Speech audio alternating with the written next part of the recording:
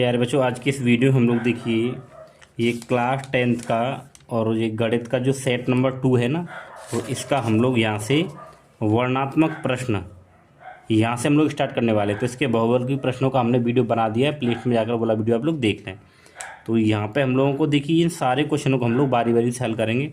तो पहला क्वेश्चन है, सिद्ध कीजिए कि 6 में रूट 2 अपरिमेय संख्या। ठीक है, चलिए करते हैं। तो हमारे पास में ये रहा क्वेश्चन, सिद्ध कीजिए। तो हमें सिद्ध करना है। तो देखिए ये कह रहा है अपरिमेय संख्या, हम लोग इसको क्या करते हैं, परमेय मान के सिद्ध करते हैं। ठीक है, तो यहाँ पे लिखेंगे माना क्या कि 6 माइनस रूट 2 एक परमेय संख्या है। ठीक है, ये हमें मान के चलना पड़ेगा। अगर ये परमेय संख्या है तो ये P/Q के रूप में होगी। तो 6 माइनस रूट 2 बराबर P/Q। ठीक है, हमें यहाँ लिखना पड़ेगा जहाँ P तथा Q क्या है, पूर्णांक है। हम ऐसे लिख सकते हैं, P तथा Q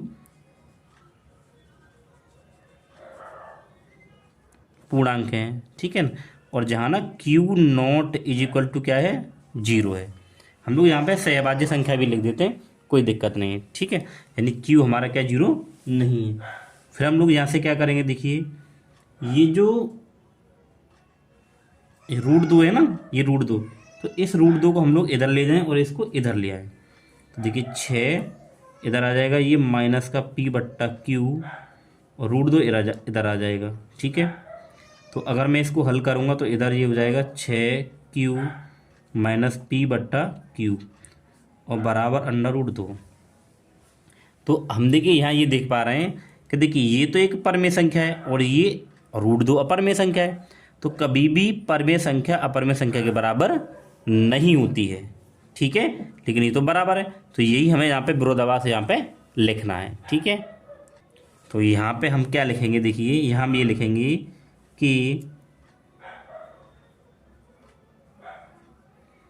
परमेय संख्या नॉट इज इक्वल टू अपरमेय संख्या। आप ऐसे लिख सकते हो, पहले अपरमेय संख्या। ठीक है भाई, ये लिख दिया हमने कि कभी भी परमेय संख्या अपरमेय संख्या के बराबर नहीं होती है। ठीक है, हम लोग यहाँ पे एक चीज़ और लिखेंगे। अब क्या लिखेंगे, देखिए कि रूट 2 एक अपरिमेय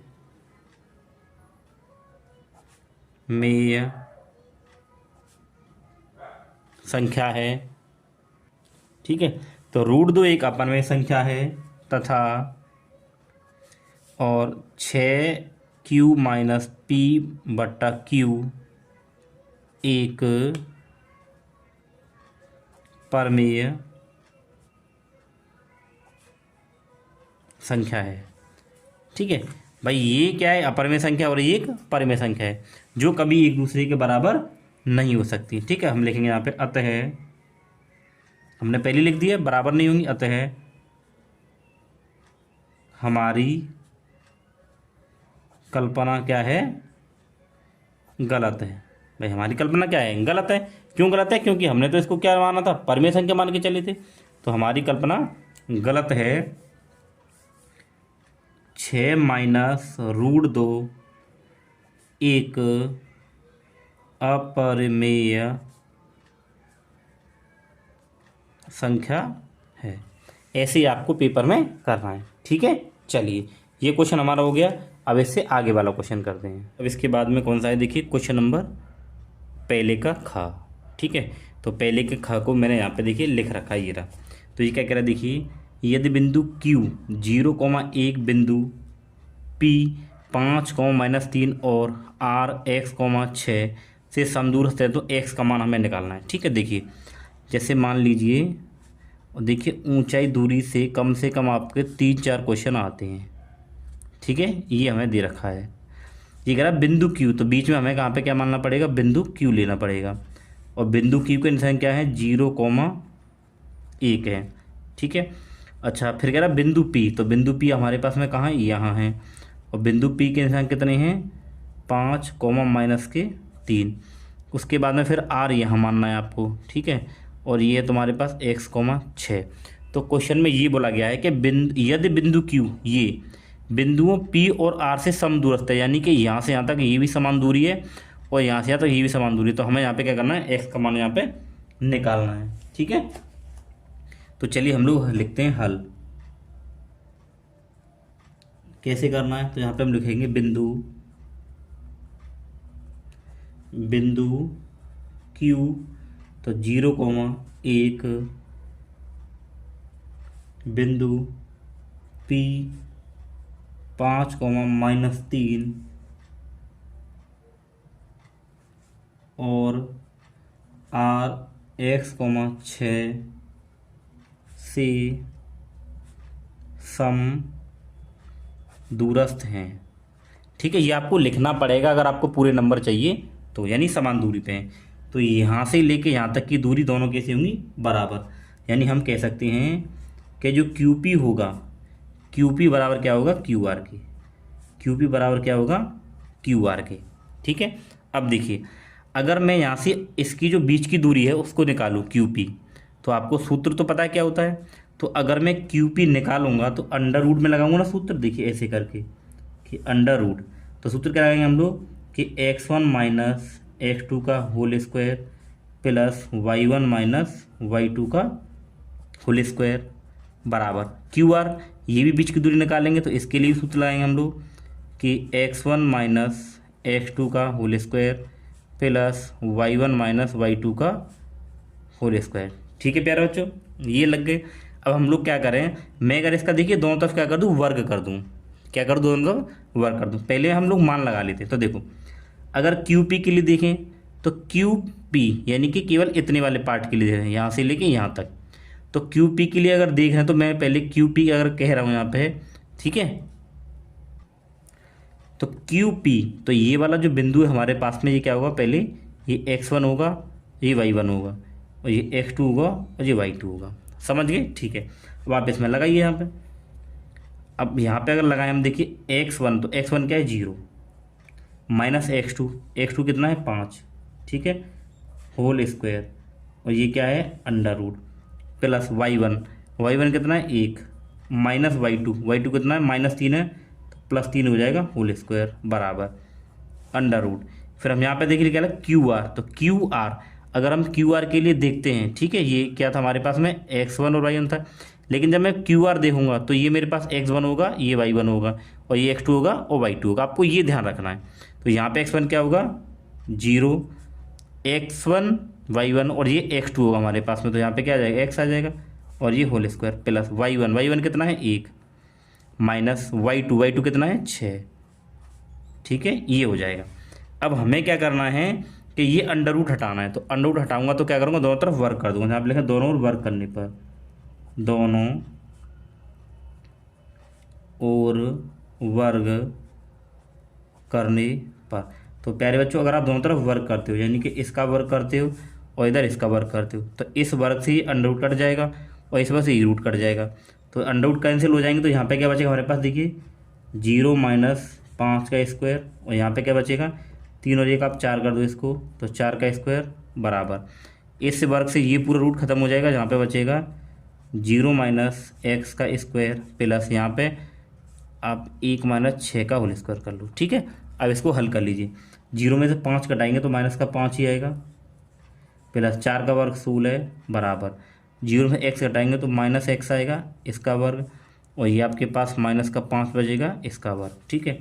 तो इसका वर्ग करेंगे तो प्लस का 25 और ये 16 बराबर ये करेंगे तो x स्क्वायर, और ये 5 का वर्ग देख कितना हो जाएगा, 25, ठीक है।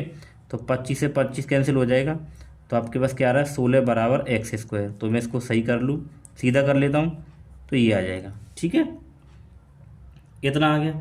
अब हम क्या करें, अगर मैं यहाँ से x निकालूंगा तो ये अंडर रूट में हो जाएगा मेरे पास कितना, 16, यहाँ प्लस माइनस लगाएंगे, ठीक है। तो x बराबर आएगा प्लस माइनस का इसका वर्गमूल क्या आता है, 4, तो हमारे पास ये आया, ठीक है। तो हम देखेंगे कि x बराबर, तो एक तो -4 आएगा और एक हमारे पास क्या आएगा, x प्लस का 4 आएगा। तो ये हमारे पास में x के मान आए हैं। ठीक है, तो प्यारे बच्चों यही हमारा क्या हो जाएगा, आंसर हो जाएगा। ठीक है ना, यानी x बराबर -4 या फिर +4। ठीक है, हम लोग देखेंगे कि प्रश्न नंबर इसका ग वाला। ठीक है, चलिए अब इसमें क्या दे रखा है, देखिए कि वह अनुपात ज्ञात कीजिए जिसमें y अक्ष बिंदुओं 5, -6 और -1, -4 को जोड़ने वाले रेखाखंड को विभाजित करता है। ठीक है, तो वह अनुपात निकालना है। तो देखिए यहाँ से ये हमने एक रेखाखंड मान लिया। ठीक है, तो यहाँ हम लोग क्या करते हैं, एक बिंदु मान लेते हैं, ये बिंदु ए है जिसके निर्देशांक 5, -6 हैं। ठीक, और यहाँ बिंदु हमारे पास बी है और इसके निर्देशांक कितने, देखिए कि -1, -4 हैं। ठीक, अब ये कह रहा है वह अनुपात ज्ञात कीजिए वाई अक्ष पर बिंदु इतने इतने को जोड़ने वाले रेखाखंड को किस अनुपात में। ठीक है, तो देखिए यहाँ पे, तो यहाँ पे मान लीजिए आपके पास में ना कोई एक बिंदु P है। क्या है, एक बिंदु P है। अब ये कह रहे थे कि वाई अक्ष पर, तो आप लोग ध्यान रखेंगे, देखिए यहाँ बताऊँ कि ये हमारे पास क्या एक्स अक्ष है और ये वाई अक्ष है। तो वाई अक्ष पर निर्देशांक अगर हम यहाँ पर निकालेंगे, ठीक है ना, तो वाई अक्ष के लिए निर्देशांक निकालेंगे, वो हमारे पास में क्या होंगे, 0, y होंगे। क्यों, क्योंकि वाई अक्ष पर x बराबर 0 हो जाता है।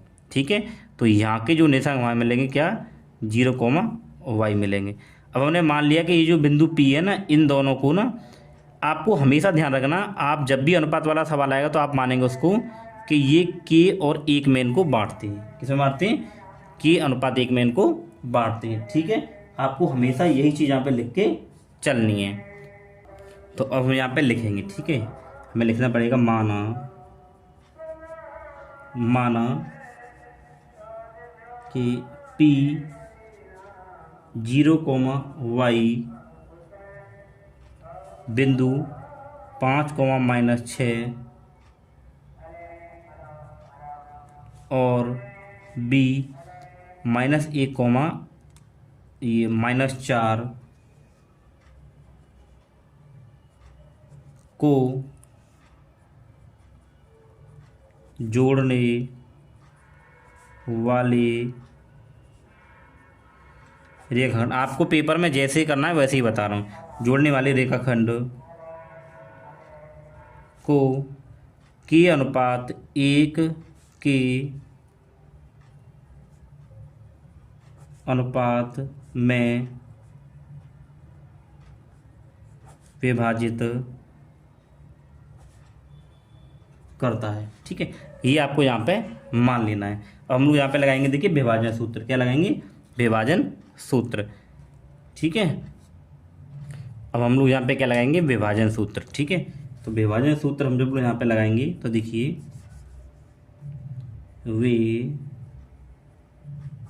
विभाजन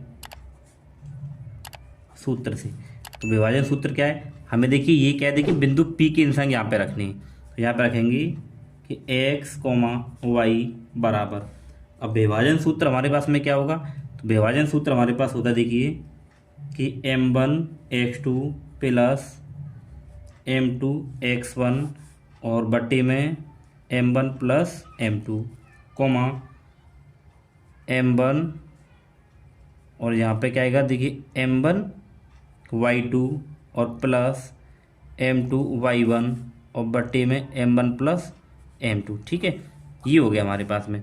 अभी देखिए ये जो x, y है, तो ये बिंदु P के निर्देशांक है। किसके, बिंदु P के। तो हम लोग यहाँ पे देखिए x का क्या रख लेंगे, 0, तो 0, y बराबर। अब यहाँ पे हमें मान लगाने, तो देखो मान कहाँ से लगाने, ये आपके पास में क्या होगा, x1 और ये क्या होगा, y1। ठीक है, और ये होगा x2 और ये क्या होगा, y2। अब m1 m2 क्या है, ये हमारे पास में क्या है, m1 है और ये हमारे पास क्या है, m2 है। ठीक है, ये आपको मान यहाँ पे लगा देने। तो m1 का मान क्या हमारे पास में, देखिए k है गुणे x2, तो x2 का मान क्या है, यहाँ से देखिए -1। ठीक है, प्लस m2 का मान क्या है, 1 गुणा x1, तो x1 का मान क्या है, 5 बटे m1 प्लस m2, तो m1 क्या है, k और m2 ये, तो आपके पास हो जाएगा k प्लस 1। ठीक है, फिर यहाँ पे लगाएंगे m1, तो m1 का मान क्या है, k गुणे y2, तो y2 का मान क्या है, -4 प्लस m2, तो m2 का मान क्या है 1 गुणा y1, तो अब y1 का मान देखिए कितना है माइनस का 6 और बट्टे m1 प्लस m2 यानी कि k प्लस 1। ठीक है प्यारे बच्चों, ये लगा दिया। अब इसको हल कर लेते हैं कि 0, y बराबर गुणा करेंगे तो माइनस का k प्लस 5 एकम 5 और बट्टे k प्लस 1, ठीक है, कॉमा, और ये हो जाएगा माइनस का 4k और 6 एकम 6 माइनस 6 और k प्लस 1। अब आपको क्या करना है, हमें यहाँ पे निकालने क्या, हमें अनुपात ही तो निकालना है। तो क्या निकालना है, अनुपात। तो देखो मैं क्या करूँ कि इस वाले की तुलना इससे कर लेते हैं, क्योंकि यहाँ पे तो y का मान है नहीं है, तो हम इसकी तुलना किससे कर लेंगे, 0 से कर लेंगे। ठीक है, तो 0 बराबर माइनस k प्लस 5 बट्टे k प्लस 1। आपको ऐसे ही वहाँ पे करना है। क्यों, क्योंकि देखिए ये जो 0 है ना, इसकी तुलना तो इससे करनी है और y की तुलना इससे करनी है। अब यहाँ पे y है और यहाँ भी k है, तो यहाँ तो मान निकलेगा नहीं, लेकिन तो इसकी तुलना हम लोग 0 के बराबर रख देंगे, तो यहाँ से हमारे पास k का मान आ जाएगा, वही हमारा अनुपात होगा। तो देखो इसकी गुणा हम इधर करेंगे तो 0 गुणा k प्लस 1 बराबर माइनस k और ये 5। ठीक है, अब ये तो पूरा 0 हो जाएगा, तो बराबर माइनस k प्लस 5। अब ये k इधर आएगा तो ये प्लस का हो जाएगा, तो k बराबर कितना आ जाएगा 5 आपके पास आ जाएगा। ठीक है, अब ऊपर हमने क्या माना था, देखिए ये कि एक ये की अनुपात 1 में क्या है, विभाजित है। तो अगर मैं अनुपात निकालूंगा तो अनुपात हमारे पास था k अनुपात 1, तो k का मान आपके पास कितना आया 5, तो आप लगा देंगे 5 अनुपात 1, यही हमारा अनुपात आ जाएगा। ठीक है प्यारे बच्चों, तो हमारे पास में जो अनुपात आएगा ये निकल के आ जाएगा। आपको ऐसे क्वेश्चन को इस तरीके से हल करना है। ठीक है, चलिए आगे वाला क्वेश्चन देखते हैं। अब हमें देखिए इसको सिद्ध करना है, तो ये वाली साइड हम लोग ले लेते हैं LHS, तो यहाँ पे लिखेंगे LHS लेने पर। तो LHS में क्या है हमारे पास में, √1 minus cos theta upon 1 plus cos theta. ठीक है, अब आपको करना क्या है यहाँ पे, देखिए आपको मैं ढंग से बताऊँ, हमें यहाँ करना क्या है कि हमें यहाँ पे देखिए नीचे क्या है 1 प्लस कॉस थीटा है, तो हमें ऊपर नीचे यानी अंश और हर में इसके अपोजिट से गुणा करना है, यानी कि इसके परमीकरण करना है हमें। ठीक है, तो गुणा कैसे करेंगे, 1 माइनस कॉस थीटा और 1 प्लस कॉस थीटा। अब ये नीचे प्लस का है ना, तो माइनस वाले से 1 गुणा करेंगे कि 1 माइनस कॉस थीटा और बट्टे 1 माइनस कॉस थीटा। ठीक है, आपको यहाँ लिखना क्या है, यहाँ में लिख देंगे नीचे कि अंश तथा हर में √1 माइनस कॉस थीटा से गुणा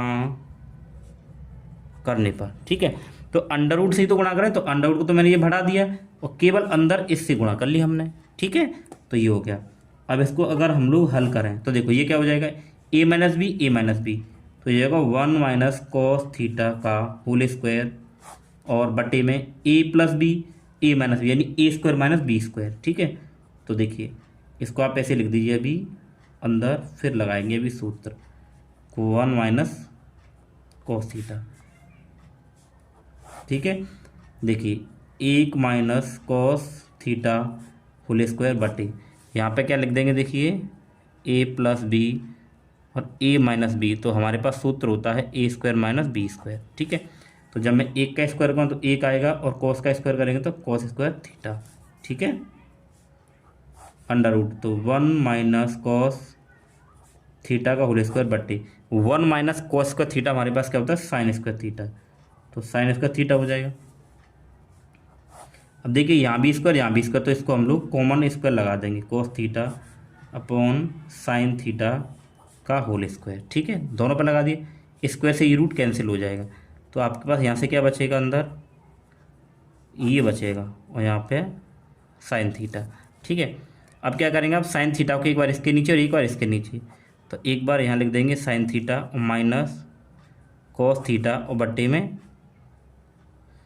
साइन थीटा, यानी साइन थीटा को एक बार एक के नीचे और एक बार कॉस के नीचे लिख दिया आपने। तो एक बट्टे साइन क्या होता है कोसेक थीटा और कॉस बट्टे साइन क्या होता है कॉट थीटा। ठीक है, तो यही हमें यहाँ पे देखिए सिद्ध करके लेके आना था, cosec theta minus cos theta. ठीक है, तो ये हमारे पास क्या आ गया RHS आ गया, तो यहाँ पे लिख देंगे कि LHS बराबर RHS। ठीक है प्यारे बच्चों, तो ऐसा क्वेश्चन जब भी आएगा तो आपको इस तरीके से उसको करना है। ठीक है, अब हम लोग देते हैं इससे आगे वाला प्रश्न। अब देखिए इस प्रश्न में क्या बोला गया है, ये डा है कि त्रिज्या 21 सेंटीमीटर वाले वृत्त की जीवा केंद्र पर 60 डिग्री का कोण अंतरित करती है, संगत वृत्तखंड का क्षेत्रफल। ठीक है प्यारे बच्चों, देखिए जब भी ऐसा क्वेश्चन आएगा तो आप लोगों को ना चित्र बनाना बहुत कंपलसरी है। ठीक है, तो यहाँ क्या होगा, इसका केंद्र होगा। ठीक है, वृत्त का तो त्रिज्या कितनी 21 सेंटीमीटर। वृत्त की जीवा, तो देखिए वृत्त की जीवा बना लीजिए आप, जीवा बना दी, और ये यहाँ पे क्या करेगी, यहाँ केंद्र पर कोण अंतरित कर रही कितने डिग्री का, 60 डिग्री का। ठीक है, इसको ओ मान लो, ये ए है और ये बी है। तो एक संगत वृत्तखंड, तो ये संगत वृत्तखंड ये बन के आया, इसका हमें क्षेत्रफल निकालना है। त्रिज्या कितनी है 21 सेंटीमीटर और ये भी 21 सेंटीमीटर। ठीक है, चलिए हमें क्या दे रखा है, दिया है त्रिज्या R बराबर 21 सेंटीमीटर। ठीक है, और थीटा कोण कितना हमारे पास में, थीटा बराबर है 60 डिग्री का। अब हमें इसका निकालना है, तो हम क्या करेंगे, देखिए पूरे त्रिज्यखंड के क्षेत्रफल में से इस त्रिभुज का क्षेत्रफल यहाँ पे माइनस कर देंगे। ठीक है, चलिए यहाँ पे लिखेंगे संगत वृत्त खंड का क्षेत्रफल बराबर त्रिज्यखंड का क्षेत्रफल, त्रिज्यखंड का क्षेत्रफल माइनस त्रिभुज AOB का क्षेत्रफल। ठीक है, तो देखिए त्रिज्यखंड का क्षेत्रफल थीटा बटे 360 गुणे पाई आर स्क्वायर ये होता है, माइनस इसका क्या लगाएंगे हम लोग, 1/2 R स्क्वायर साइन थीटा। ठीक है, अब आप मान लगा दीजिए, तो थीटा का मान 60 डिग्री हमारे पास, बट्टा 360 गुणे पाई। अब देखिए यहाँ पे हमारे पास में पाई का मान तो दे ही नहीं रखा है इस क्वेश्चन में, हम तो पाई का मान क्या लगाएंगे, हम लोग 22/7 यहाँ पे लगा लेंगे। ठीक है, जब हमारे पास पाई का मान नहीं है तो हम लोग क्या करेंगे, 22/7 इसका मान लगाएंगे। ठीक है, अब देखिए पाई, तो पाई का मान 22/7 गुणे R कितने आपके पास 21 का स्क्वायर माइनस 1/2 इंटू R कितनी है 21 का वर्ग गुणा साइन थीटा कितना 60 डिग्री।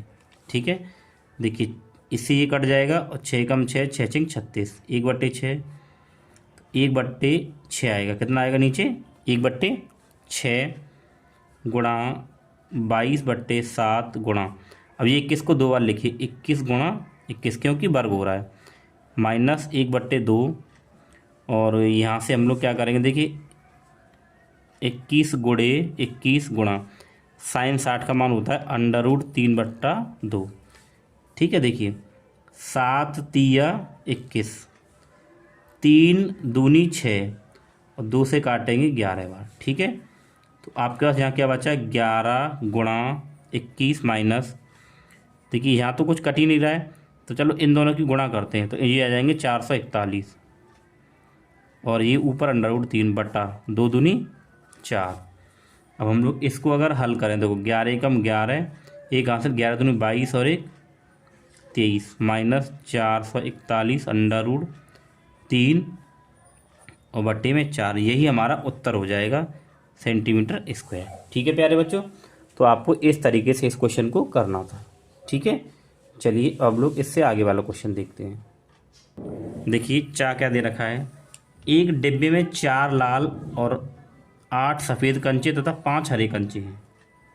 ठीक है, तो हमें देखिए इसकी प्रायिकता किसकी निकालनी है कि वो कंचा निकाला जब जाएगा तो एक लाल हो और हरा नहीं हो। ठीक है, देखिए हल,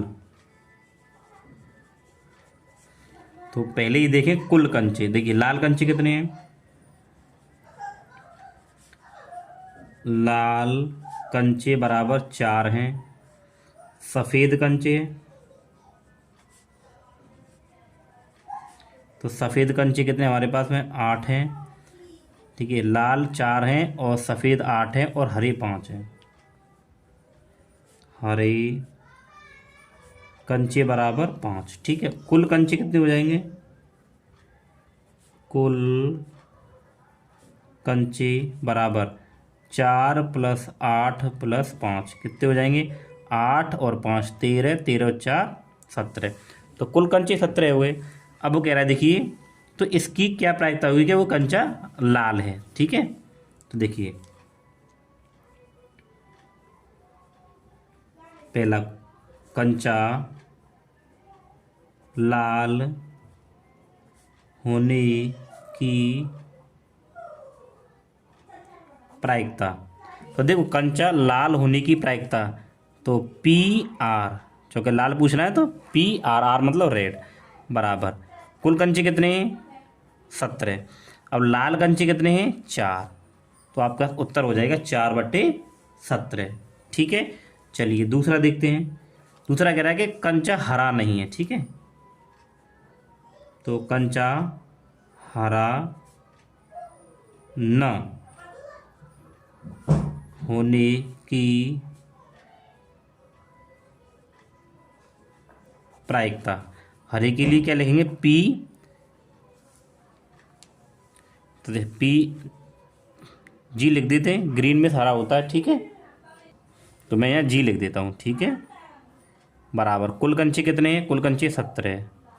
अब देखो कंचा हरा नहीं है, तो हरा ना होने के लिए देखिए क्या करेंगे, हरा कंचा नहीं है तो देखिए 5 को हटा देंगे यहाँ से। भाई 5 को हटा देंगे, हरा ना कंचे होने की प्रायिकता क्या हो जाएगी? फिर हमारे पास में 4 और 8 बचेगा, तो मतलब क्या हो जाएगा? 12। क्या हो जाएगा? 12। समझ गए? अगर कंचा हरा नहीं है तो हरा कंचा अगर नहीं होगा तो हरे कंचों को आप हटा दीजिए। तो हरे अगर हटा देंगे तो कुल कंचे कितने हो जाएंगे हमारे पास? 4 और 8 कितने हो जाएंगे? 12 बचेंगे ऊपर। तो ये 12/17 हो जाएगा। ठीक है, अब चलिए इससे आगे वाला क्वेश्चन देखते हैं। देखिए प्यारे बच्चों, अब हम लोग करेंगे यहाँ पे दूसरे का क। ठीक है, तो ये मैंने यहाँ पे लिख रखा है। ये क्या कह रहा है देखिए, दो संकीर्ण वृत्तों की त्रिज्याएं 7.5 और 4.5 सेंटीमीटर है। तो बड़े वृत्त की और जीवा की लंबाई ज्ञात करो जो छोटे वृत्त को स्पर्श करती है। तो पहले हमें यहाँ पे ना 2 वृत्त बनाने पड़ेंगे। तो ये मैंने एक वृत्त बना लिया। आपको ये वृत्त पेपर में किससे बनाने हैं? प्रकाल से। मैंने फ्री हैंड बना दिए हैं। ठीक है, तो देखिए ये इसका मान लीजिए केंद्र, संकीर्ण वृत्त वे वृत्त होते हैं जिनका केंद्र एक ही हो। तो देखिए मैं बड़े वृत्त की एक जीवा बनाता हूँ यहाँ से। तो बड़े वृत्त की जीवा मैंने मान लो यहाँ पे मान ली है ए बी, और ये छोटे वृत्त को टच कर रही है ना। देखिए यहाँ से यहाँ तक ये छोटे वृत्त की त्रिज्या होगी, तो ये दे रखी है 4.5 सेंटीमीटर। और बड़े वृत्त की त्रिज्या यहाँ से लेके यहाँ तक होगी, कितनी है? 7.5 सेंटीमीटर। ठीक है, इसको आप ओ मान लीजिए, आप इसको यहाँ पे एम मान लीजिए। ठीक, अब इसके बाद में हमें निकालना क्या है? इसमें हमें निकालना है देखिए ए बी, जो ए बी है ना, हमें ये यहाँ पे निकालना है। ठीक, तो कैसे निकालेंगे देखिए, तो हल। ठीक है, यहाँ पे लिखिए माना बड़े वृत्त की जीवा की लंबाई क्या मानी है मैंने? ए बी मान लेता हूँ, मुझे ए बी ही निकालनी है। ठीक है, अगर आप इसमें ये देखें जो ओ एम है ये किस पर लंब है? जीवा ए बी पर। तो यहाँ पे लिख दीजिए कि ओ एम लंब है किस पर? ए बी पर। ठीक है, अब आप देखिए यहाँ पे ये क्या बनेगा? एक समकोण त्रिभुज बनना है। क्या बनना है? समकोण त्रिभुज। अब यहाँ पे हम लोग क्या करें देखिए, अच्छा एक चीज़ आप देखिए, जब ये इस पर लंब है तो ये क्या हो जाएगा? ए एम बराबर किसके हो जाएगा? एम बी के हो जाएगा। ठीक है, तो ए एम बराबर क्या हो जाएगा? एम बी हो जाएगा। हम लोग क्या करेंगे? समकोण त्रिभुज ओ एम ए में, समकोण त्रिभुज ओ एम ए, इसमें हम लोग करेंगे किससे? पाइथागोरस प्रमेय से। पाइथागोरस प्रमेय से। ठीक है। जब आप इसमें देखिए, ये क्या आपके पास कर्ण होगा, ये लंब होगा, ये आधार होगा, तो मुझे ये निकालना है यहाँ पे। ठीक है, तो ये तो निकालना है, ई एम निकालना है। ये हमारे पास क्या है, कर्ण है, और ये क्या है, आधार है, और ये लंब है। तो मैं डायरेक्ट यहाँ पे क्या लिख सकता हूँ, देखिए देखिए, कर्ण का स्क्वायर बराबर ई एम, ई एम के आधार मान लो, तो आधार का स्क्वायर और ये लंब का स्क्वायर। ठीक है, ये होगी पाइथागोरस। अब देखिए, कर्ण आपके पास कितना क्या दे रखा है, ए यू दे रखा है। क्या दे रखा है, ए यू। यहाँ पे डायरेक्ट मान लगा दो 7.5। ठीक है, चलो लगा देते हैं, ए यू लिख देते हैं। तो ए यू का स्क्वायर बराबर, ए मतलब आधार, क्या दे रखा है, ए एम, तो ए एम का स्क्वायर प्लस लंब, लंब क्या है, ओ एम, तो ओ एम का स्क्वायर। ठीक है, अब आप एक चीज़ बताइए, आपके जो ए ओ है वो कितना दे रखा है, 7.5। 7.5 का स्क्वायर बराबर ए एम, तो मुझे निकालना है। ठीक है, तो ये हमारे पास क्या रहेगा, ए एम स्क्वायर कर दीजिए plus O M, O M क्या दे रखा है, 4.5, इसका स्क्वायर। तो अगर इसका वर्ग करेंगे, देखिए तो ये हो जाएगा हमारे पास 56.25 बराबर ए एम स्क्वायर प्लस 45, मतलब ये 4.5 है, तो आप इसको 45 मान के वर्ग करिए, तो आपके भाई आ जाएगा 20/25, तो पॉइंट यहाँ पे आ जाएगा। अब हम क्या करें, इसको इधर ले आएँ, कि 56.25 ये इधर आएगा माइनस 20.25 बराबर ए एम स्क्वायर। इसमें से जब आप इसको घटाओगे तो क्या बचेगा, 36 बचेगा। तो 36 बराबर ए एम स्क्वायर, आप इसको इधर कर लीजिए कि ए एम स्क्वायर बराबर 36। ठीक है, अगर आप यहाँ से ए एम निकालो तो अंडर रूट 36 हो जाएगा, और ए एम बराबर क्या हो जाएगा, 6 सेंटीमीटर हो जाएगा।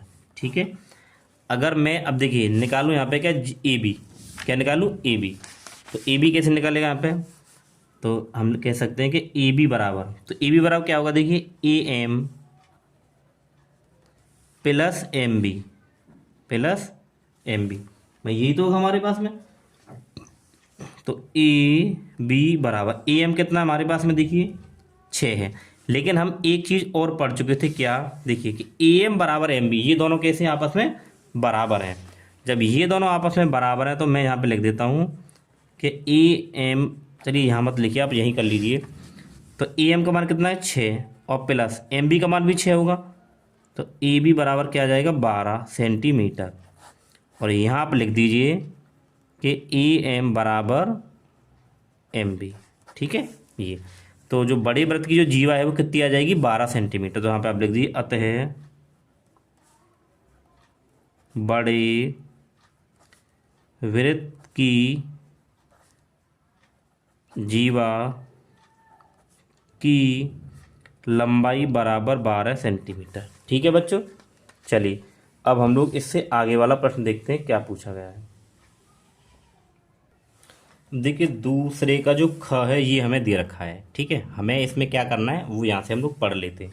तो इसमें बोला गया है कि आकृति क्यू, देखिए आकृति में क्यू आर बट्टे क्यू एस बराबर क्यू टी बट्टे पी आर, और कोण ए कोण दो के बराबर है। तो हमें ये सिद्ध करना है। ठीक है, तो हम लोग पहले ये देखते हैं क्या क्या दे रखा है हल। तो यहाँ पे लिखिए दिया है, ये आपको लिखना पड़ेगा। ठीक है, तो क्यू आर बट्टे क्यू एस बराबर क्यू टी बट्टे पी आर। ठीक है, हमें एक तो ये दे रखा है, और हमें क्या दे रखा है कि कोण एक बराबर कोण दो, ये भी हमें दे रखा है। और सिद्ध क्या करना है, हमें सिद्ध करना है। ठीक है, हमें सिद्ध करना है कि त्रिभुज पी क्यू एस समरूप है टी त्रिभुज टी क्यू आर। ठीक है, ये हमें यहाँ पे क्या करना है, सिद्ध करना है। अब देखो ये सिद्ध कैसे हो जाएगा, आप देखिए कि क्यू आर बट्टे क्यू एस है, और क्यू टी बट्टे क्या है, पी आर। अब देखिए क्यू आर ये, और बट्टे में क्यू एस ये। ठीक है, बराबर अब क्यू टी, तो क्यू टी और बट्टे में क्या आ रहा है, यहाँ पे देखिए पी आर, ये पी आर आ रहा है ना। तो और हमें एक इसके बराबर हमें दे रखा है। तो आप इसमें एक चीज देखिए, अगर हम इस त्रिभुज की बात करें, इस वाले त्रिभुज की, ठीक है, इस वाले त्रिभुज की, तो कोण एक और कोण दो बराबर है। ठीक है, जब कोण 1 और कोण 2 अगर बराबर हैं तो इनकी आमने सामने की भुजाएं क्या होंगी, बराबर होंगी। कौन सी? देखिए, कोण 1 के सामने पी आर और कोण 2 के सामने क्यू पी, ये बराबर होंगी। समझ गए ना? यानी कि अगर आमने सामने अगर कोई दो कोण बराबर हैं त्रिभुज में तो उनके आमने सामने की भुजाएं बराबर होती हैं। ये हमें यहाँ पे लगाना पड़ेगा, ठीक है। तो त्रिभुज पी क्यू आर में, त्रिभुज पी क्यू आर में अगर हम देखें, हमें दे भी रखा है कि कोण 1 बराबर कोण 2। अब कोण 1 और 2 आपस में अगर बराबर हैं तो हमारे पास में जो पी आर होगा वो बराबर किसके होगा, पी क्यू आर, उसके पी क्यू के, ठीक है। अब क्यों होगा, तो यहाँ पे हम लिखेंगे, तो यहाँ हम लोग लिख देंगे बराबर कोणों के त्रिभुज में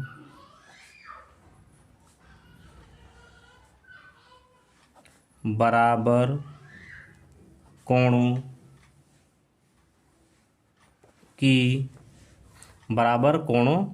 की आमने सामने की भुजाएं बराबर होती हैं, ठीक है। बराबर कोणों के, अगर बराबर कोण होंगे तो उनके आमने सामने की जो भुजाएं क्या होंगी, आपस में बराबर होंगी, ठीक है। ये हमको यहाँ पे लिखना।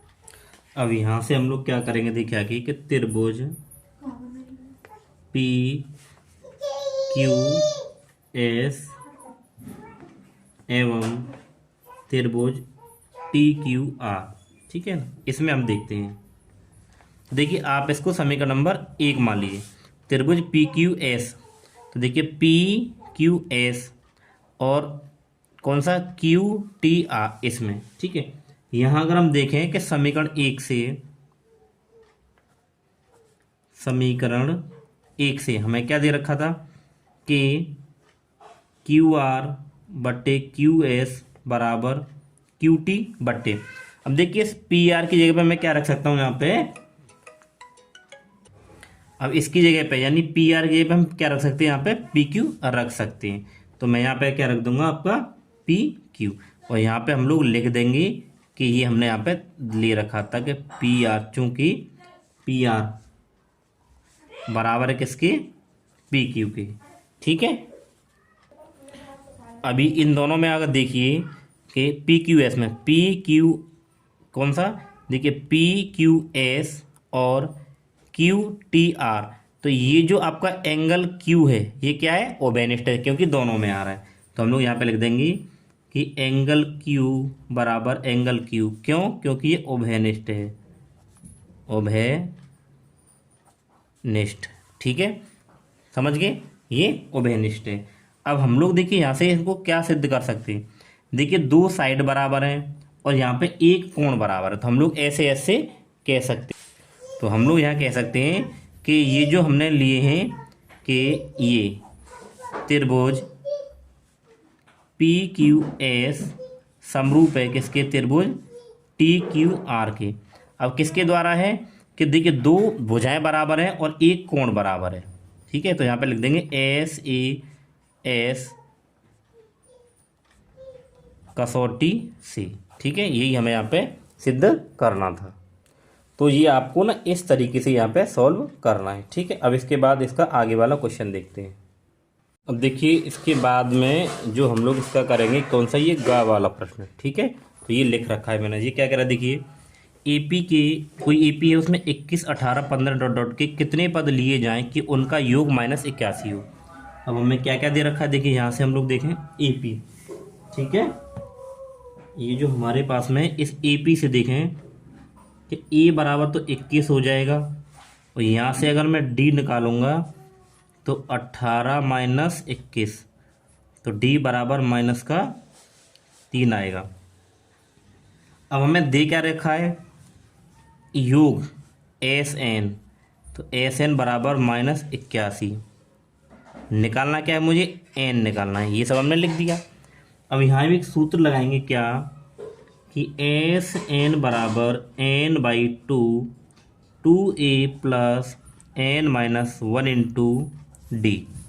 तो देखिए एस एन कितना दे रखा है -81 बराबर n/2, n तो है ही नहीं लेकिन 2 गुणा ये हमें दे रखा है 21 प्लस n मुझे निकालना है, d का मान -3 दे रखा है। ठीक है, तो ये -81 बराबर n/2, 21 दूनी 42 प्लस गुणा करेंगे तो ये -3n हो जाएगा और ये +3 हो जाएगा। ठीक है, अब क्या करें देखिए इसकी है गुणा करा देंगे भाग में, तो 2 एकम 2 और 2 अट्ठे 16 माइनस का बराबर n, तो ये 42 प्लस माइनस माइनस हो जाएगा 3n प्लस का 3। ठीक है, तो -162 बराबर n, 42 और 3 हो जाएगा 45 माइनस का 3n, तो -162 n की इधर गुणा करेंगे 45n माइनस ये हो जाएगा 3n²। ठीक है, अब क्या करें इन सबको इधर ले लीजिए, तो ये हो जाएगा प्लस का, ये हो जाएगा माइनस का और ये यहाँ माइनस का है ही है। अब यहाँ से हम लोग क्या करें 3 कॉमन ले लें, तो n² माइनस यहाँ बचेगा 15n और यहाँ पे 3 पंजे 15 और 3 चौक 12 बराबर 0। ये 3 भाग में चला जाएगा यहाँ पे, तो n² माइनस 15n -54 बराबर 0। अब हमें क्या करना है ऐसी संख्या लेनी है गुणा करने पर 54 आए लेकिन जोड़ घटाव करने पर आ जाए 15, तो 18 3 54, तो ये हो जाएगा n² प्लस 18n, देखिए यहाँ माइनस लेना है और प्लस का 3n और -54 बराबर 0। यहाँ से n कॉमन आ जाएगा तो n -18 प्लस का 3 कॉमन और n माइनस, तो देखिए कितनी बार जाएगा 3 एकम 3 और यहाँ पे 2 3 अट्ठे 24 बराबर 0। ठीक है, अब ये हो जाएगा n -18 और ये हो जाएगा n + 3 बराबर 0। ठीक है, यहाँ कर लेते हैं कि n -18 बराबर 0 लगाएंगे एक बार और n + 3 बराबर 0, तो n बराबर आएगा यहाँ से 18 और यहाँ से n बराबर -3।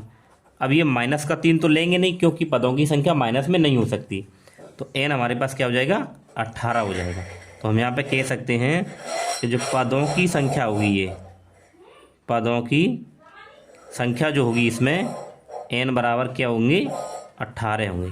ठीक है प्यारे बच्चों, यही आपका उत्तर हो जाएगा। ठीक है, चलिए हम लोग आगे वाला प्रश्न करते हैं। आगे वाला क्वेश्चन देखिए घाघड़ी में ये क्या रखा है। ठीक है, मैंने लिख रखा है द्विघात बहुपद के शून्य हमें ज्ञात करने हैं। ठीक है, द्विघात बहुपद,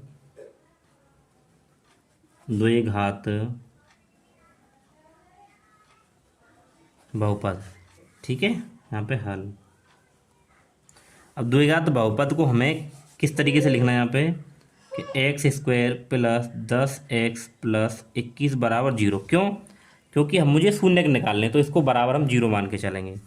अब हम क्या करें देखिए इसको फैक्टर करते हैं कि x² plus 7x plus 3x और प्लस 21 बराबर 0। क्यों? क्योंकि देखिए हमें गुणा कर 21 लाना था, जोड़ घटाव करके 10, तो 7 और 3 10 होते हैं, 7 21 होते हैं। ठीक है, यहाँ से x कॉमन आ जाएगा तो x प्लस का 7, यहाँ से 3 कॉमन आएगा तो x प्लस का 3 7 21 बराबर 0।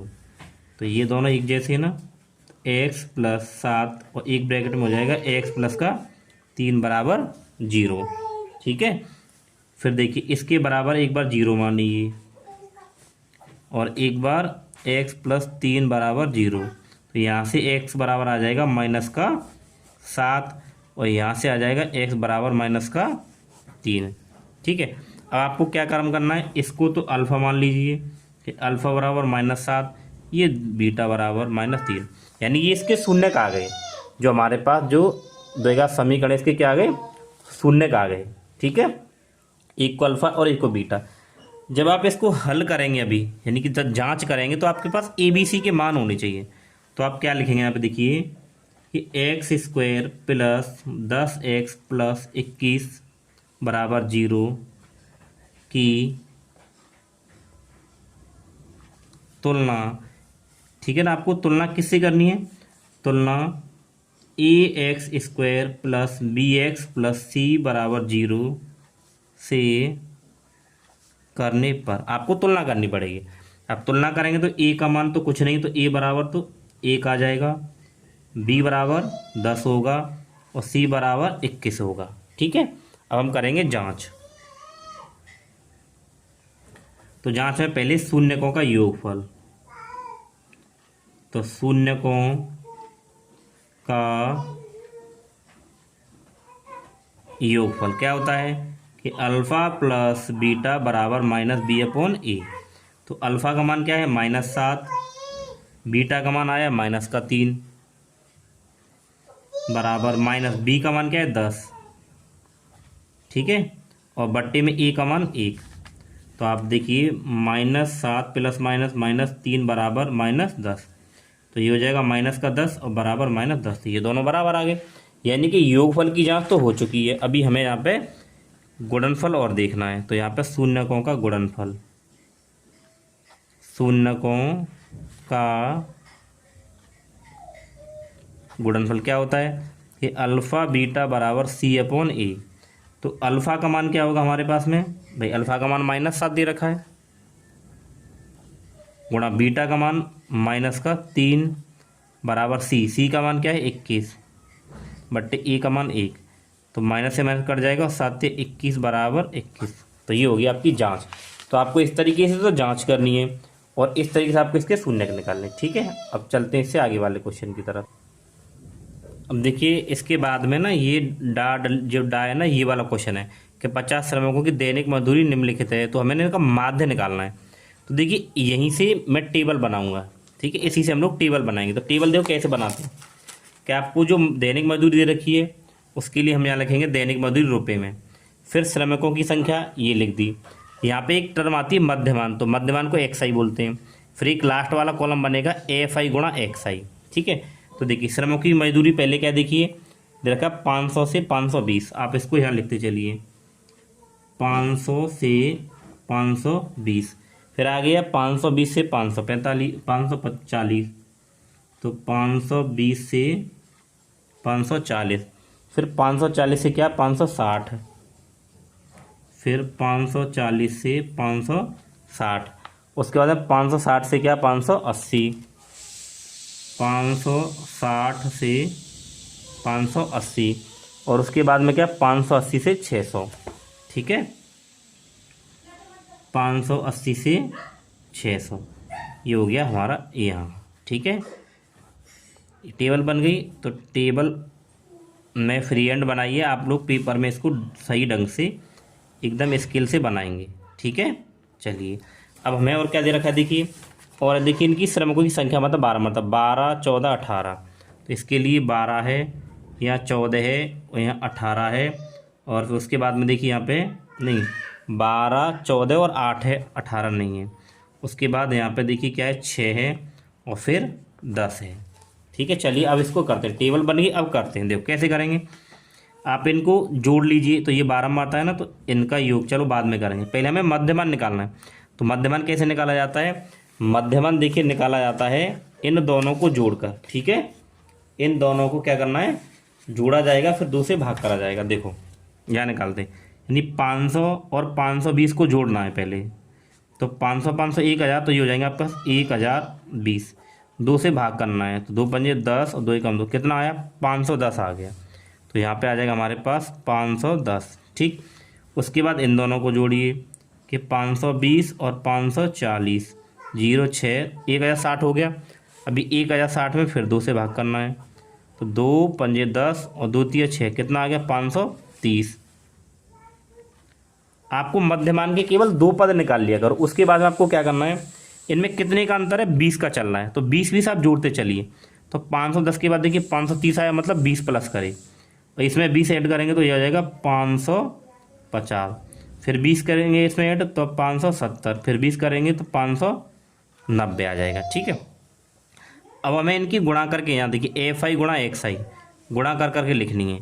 तो गुणा क्या आएगी देखिए 12 एकम 12 0, फिर 12 एकम 12 के 2 हासिल 1, 12 पंजे 60 और 1 61।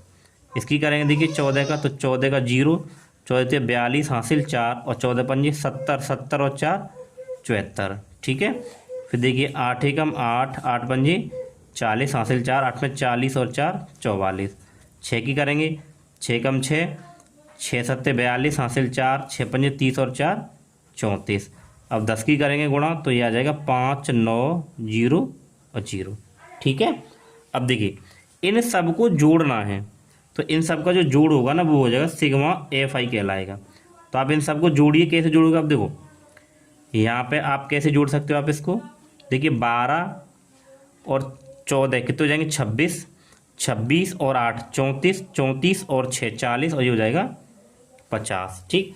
अब आपको इन सभी को जोड़ना है, तो इन सभी के जोड़ को हम लोग बोलते हैं सिग्मा एफ आई एक्स आई। तो यहाँ जगह नहीं है तो हम लोग इसको यहाँ लिखेंगे। अब इसका जोड़ कितना आएगा वो देखिए। अब इन सब का जो जोड़ आएगा वो हमारे पास कितना आ जाएगा 27,260। ठीक है। अब हमें निकालना है यहाँ पे इनका माध्य मजदूरी, तो पहले माध्य निकालते हैं। ठीक है। माध्य को हम लोग बोलते हैं एक्स बार बराबर, सूत्र होता है सिग्मा एफ आई एक्स आई बट्टे में सिग्मा एफ आई। ठीक है। तो ये हमारे पास कितना है ऊपर 27,260 और बट्टे में सिग्मा एफ आई कितना है 50, इससे ये कटेगा। और जब हम लोग 5 से इसमें भाग करेंगे तो ये आ जाएगा हमारा 545.2। ठीक है। लेकिन उसने ये कहा था क्वेश्चन में, क्या कहा था देखिए कि मजदूरी, तो मजदूर देखिए श्रमिकों की माध्य दैनिक मजदूरी, तो वो तो किस में आएगी रुपए में आएगी। तो ये क्या आ जाएगा हमारे पास में माध्य दैनिक मजदूरी बराबर 545.20 रुपये। ठीक है ना, यानी कि 545 रुपये और 20 पैसे, तो पूरा रुपये हमने ऐसे करके लिख दिया। तो ये हमारा इसका उत्तर हो गया। हम लोग इससे आगे वाला क्वेश्चन है इसको करते हैं। इसमें लेकिन क्या बोला देखिए बहुलक और माध्यक दोनों निकालने हैं। ठीक है, चलिए निकाल। तो देखिए ये टेबल है ना, जो मैंने ये टेबल तो मैं बना दी, लेकिन इसमें दो चीज़ पूछी। तो पहले हम लोग क्या निकालेंगे बहुलक निकालेंगे। क्या निकालेंगे बहुलक। ठीक है, हम लोग पहले क्या निकालेंगे बहुलक। तो बहुलक के लिए पहले हम लोग सूत्र लिख लेते, उससे हमें पता चलेगा क्या क्या चीज़ें हमें लेनी है उसमें। तो बहुलक, तो बहुलक का सूत्र क्या होता है L plus F1 minus F0 और बट्टे में 2F1 माइनस F0 F2 और गुणे H। ये तो इसका सूत्र होता है। अब देखो इतनी सारी चीज़ें हमें इस टेबल से चाहिए। देखो क्या करना है, सबसे पहले आपको माध्यक वर्ग निकालना है। कैसे निकालोगे, इस बारंबारता में आप ये देखिए सबसे बड़ा नंबर कौन सा 20 है। तो सबसे बड़ा जो नंबर होगा उसके सामने जस्ट जो वर्ग अंतराल है वो माध्यक वर्ग होता है। ठीक है, तो माध्यक वर्ग मिल हमें क्या कि माध्यक वर्ग तो कितना है हमारे पास 125 से 145। ठीक है। अब देखिए ये जो है ना ये हमारे पास में क्या कहलाएगा, ये हमारे पास में कहलाएगा F1, यानी सबसे बड़ी जो बारंबारता है ना वो F1 कहलाती है। 1 से पहले 0 आता है तो F0 कहलाएगा और ये हमारे पास F2 कहलाएगा। तो आपको ये ध्यान रखना है। अब यहाँ से देखिए हमारे पास में F1 का मान क्या हो जाएगा 20, F2 का मान क्या हो जाएगा 14 और F0 का मान क्या हो जाएगा 13। ये सब डाटा लिख लिया। अभी इसमें H और आ रहा है, अच्छा L और है। तो देखो L क्या होता है, जो माध्यक वर्ग की जो निम्न सीमा होती है ना पहले वाली वो L होती है, तो 125। अब H होता है माध्यक वर्ग है ना इनके बीच का अंतर। तो कितना अंतर चल रहा है इसमें, तो देखिए इसमें अंतर चल रहा है 20 का, तो H बराबर हमारे पास क्या हो जाएगा 20 हो जाएगा। ठीक है। अब ये सारी चीज़ मिल गई, अब सूत्र में लगा देते हैं। तो बहुलक बराबर L plus F1 minus F0 बटे 2 F1 माइनस F0 और F2 और गुणे में H। ठीक है, तो L का मान क्या है 125 और प्लस F1 का मान क्या है 20, F0 का मान क्या है 13 बट्टे 2 गुणे F1 का मान क्या है 20 माइनस F0 का मान कितना है 13, F2 का मान क्या है जे 14 और गुणा एच, एच का मान क्या है 20। ठीक है, अब देखिए 125 प्लस, घटाएंगे तो ऊपर 7 बचेगा, 20 दूनी 40 माइनस, इसको हल करेंगे तो देखो दोनों जुड़ जाएंगे, माइनस का 27 और गुणे 20, तो 125 प्लस 7 जब आप इसको यहाँ से घटाओगे तो आपका कितना बचेगा 13 बचेगा। ठीक है, कितना बचेगा 13 और गुणे 20, तो इसको हल करोगे तो क्या आ जाएगा, ये हो जाएगा 125 प्लस, गुणा अगर करोगे इसकी तो ये हो जाएगा 140/13। इसके आगे क्या हो जाएगा 125 प्लस, जब आप इसका इसमें भाग कर दोगे तो आपको मिलेगा 10.76, इन दोनों को जोड़ दीजिए हो जाएगा 135.76, ये आपका आंसर हो जाएगा।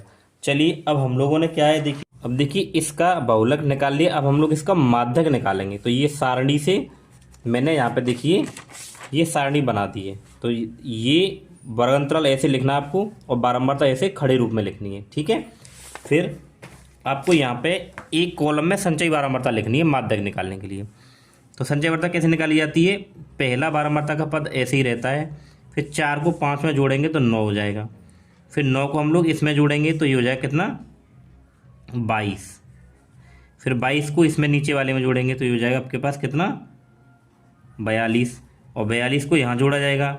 ठीक है, तो ये हमारे पास कितना हो जाएगा देखिए 6, यानी कि ये हो जाएगा 56, और 56 को 8 में जोड़ा जाएगा तो हो जाएगा 64, और ये हो जाएगा कितना 68।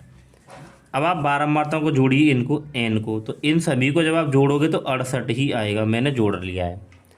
अब देखिए अगर ये सही है तो आपको क्या करना है कि संचयी बारंबारता का लास्ट वाला पद और इनका योग अगर बराबर है तो आपका ये उत्तर यहाँ तक सही है। ठीक है, अब हम लोग क्या करेंगे, हमें यहाँ पे निकालना है पहले n/2, क्या निकालना है n/2। तो n/2 कैसे निकालेंगे, n कितना है 68 और बटे कितना 2, तो बराबर क्या है 2 3 6 और 2 चौका कितना आ गया 34। अब आपको इस 34 को इस संचयी बारंबारता में देखो किस में आएगा, ये देखो 22 में तो नहीं आएगा, ये इस 42 में आएगा। ठीक है, किस में आएगा 42 में, तो इस 42 के जस्ट सामने वाला जो नंबर होगा वो f होगा, और इसके जस्ट सामने वाला ये जो होगा हमारे पास में ये क्या होगा माध्यक वर्ग होगा। ठीक है, तो यहाँ पे लिखेंगे माध्यक वर्ग, तो माध्यक वर्ग कितना है 125 से 145। ठीक है, अब देखिए ये f हो गया। अब देखिए ये जो 42 था ना इसके जस्ट ऊपर वाला, यानी कि जो n/2 आया था हमारे पास में क्या आया था 34, और 34 इसके अंदर आया था, तो इससे जस्ट ऊपर वाला जो नंबर होता है वो हमारा क्या कहलाता है CF कहलाता है। क्या कहलाता है CF। ठीक है, CF मिल गया। अब हम लोग क्या करेंगे इसको हल, एक चीज़ यहाँ पे निकालनी है क्या H, तो हमारे पास CF ये हो गया। अब हम इनको यहाँ पे लिख देते हैं नीचे। तो देखिए ये जो पहले वाला जो नंबर है, अब देखिए माध्यक का सूत्र क्या होता है L + n/2 - CF/F × H।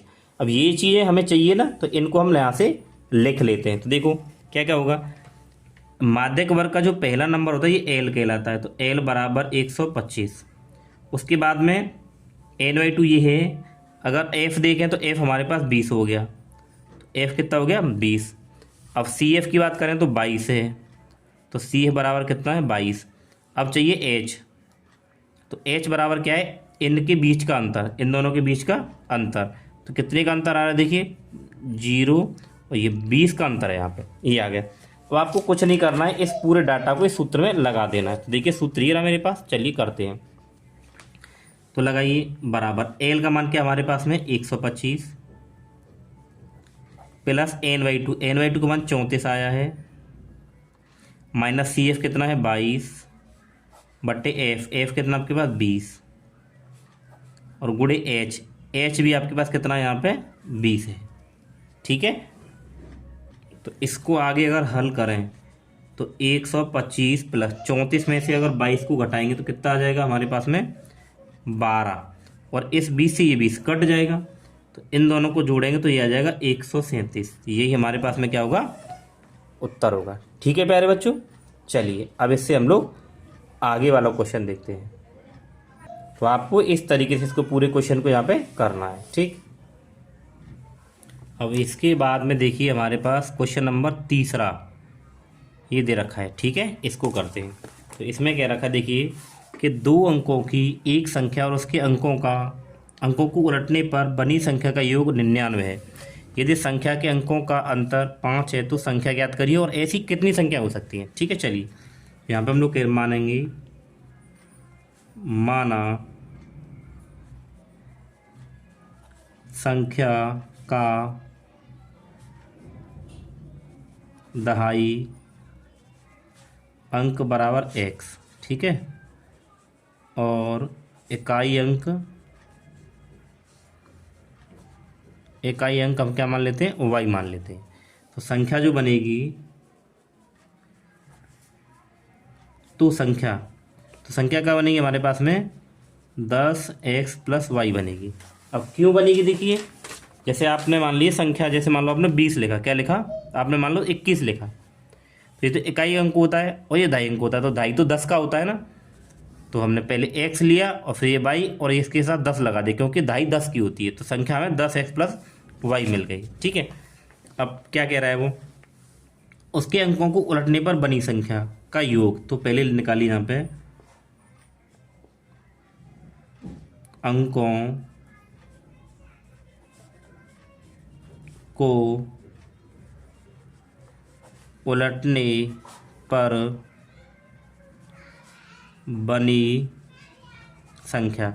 तो आपको अंकों को बदल देना है, यानी कि इसको इधर करना है, इसको इधर कर देना है। तो ये हो जाएगा 10y + x, ठीक है। अब देखो पहली शर्त, अब इसे समीकरण क्या बनाए, ये कह रहा है एक संख्या और उसके अंकों को उलटने पर बनी संख्या का योग, यानी इसका और इसका योग क्या है, 99 है। तो पहली शर्त लिख दो आप, पहली शर्त यानी इन दोनों का योग कि 10x + y और 10y + x बराबर 99। इसको हल करिए तो ये हो जाएगा देखिए 11x और ये 11y बराबर 99। यहाँ से जब हम लोग 11 कॉमन लेंगे तो x + y बराबर 99 और 11 9 99 कट गया। तो x + y बराबर कितना आ गया, 9, एक समीकरण, ठीक है। अब यहाँ पे दूसरी शर्त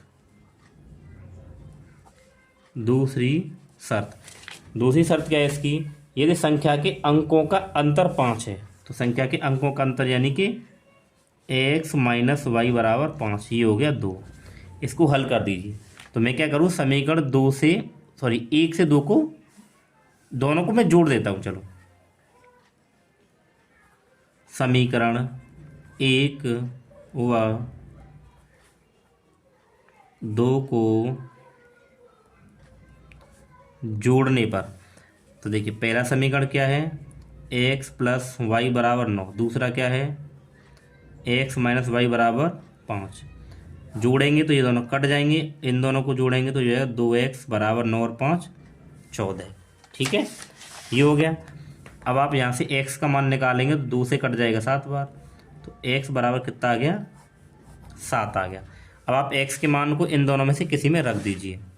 तो यहाँ पे लिखिए x का मान समीकरण 1 में रखने पर, तो समीकरण 1 क्या है, x + y बराबर 9, x + y बराबर 9, x का मान 7 और y बराबर 9, तो y का मान 9 - 7, ये इधर जाएगा, ये 9 है, तो ये बार कितना आ जाएगा, 2 आ जाएगा। तो अगर हम यहाँ पे देखिए संख्या निकालें तो संख्या क्या मानी थी हमने, 10x + y मानी थी ना, संख्या मानी थी हमने 10x + y। तो मान लगा दीजिए आप, 10 × x का मान 7 और y का मान 2, तो 10 × 70 + 2 कितनी हो जाएगी, 72। तो देखो ये तो केवल पहले इसका केवल जवाब है, उसने ये कहा है तो संख्या ज्ञात कीजिए। ऐसी कितनी संख्या हो सकती है, तो देखो ऐसी ना 2 संख्या हो सकती है। अब क्यों हो सकती है, देखिए एक तो 72 हो गया, एक आपकी ना ये तो 72 निकल के आई है, आपकी एक संख्या यहाँ पे क्या होगी, 27 और होगी। तो देखिए 27 कैसे होगी, वो मैं बताता हूँ आपको। यहाँ देखिए, उसने ये नहीं कहा है कि जो अंकों का योग तो 5 है, ठीक है, लेकिन ये नहीं कहा है कि कौन अंक छोटा है और कौन अंक बड़ा है। अगर मैं इसको इस तरीके से मान लूँ, यहाँ पे किस तरीके से, ये आपका हल तो पूरा हो गया, ये तो आपका उत्तर हो गया, लेकिन आगे जो पूछा उसका जवाब।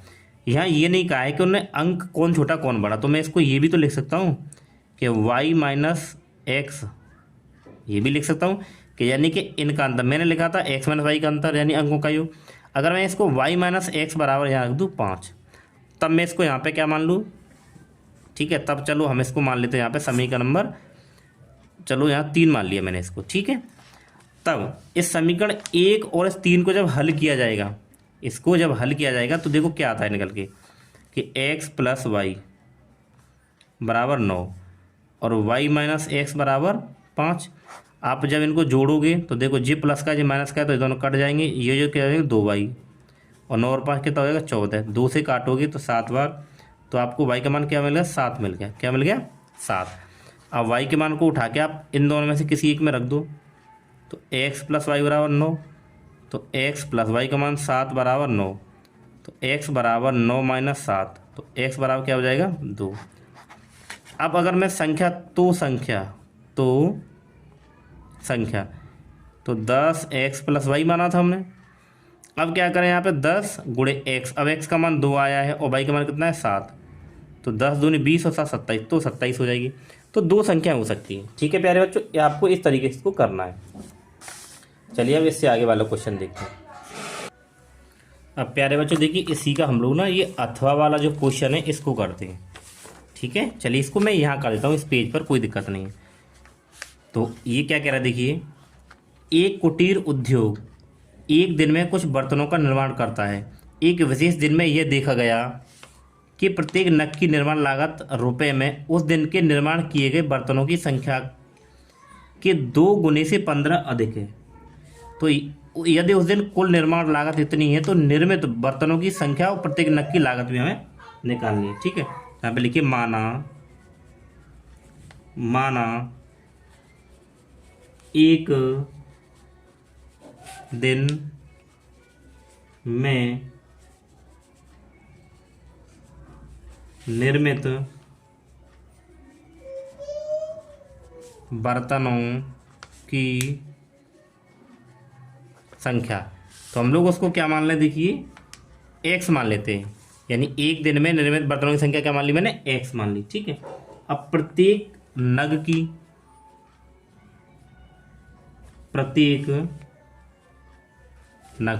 का मतलब एक बर्तन, प्रत्येक नग की निर्माण लागत बराबर। अब उसने ये कहा है देखिए, प्रत्येक नग की निर्माण जो लागत है ना, उस दिन जो निर्मित बर्तन है उनकी संख्या के 2 गुने से 15 अधिक है, 2 गुने से 15 अधिक है, तो ये हो जाएगी 2x प्लस 15, ठीक है। आप इसको पढ़ें तो यहाँ समझ में आ जाएगा। क्या बोला उसने कि जो एक दिन में जितने निर्मित बर्तन है ना और प्रत्येक नग की निर्माण लागत है वो उसकी 2 गुने से 15 अधिक है, और हमें ये भी दे रखा है कि उस दिन की कुल निर्माण लागत, तो कुल निर्माण लागत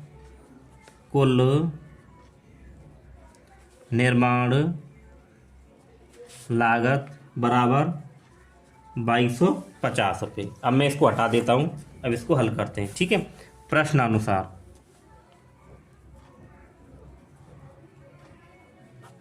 ठीक है, तो देखिए एक दिन में इतने बर्तन बनना है और एक बर्तन इतने का है, तो कुल इन दोनों का गुणा करेंगे तभी तो कुल आएगा। तो x गुणे 2x प्लस 15 और बराबर किसके रखना पड़ेगा, क्योंकि कुल लागत तो इतनी है हमारे पास 2250।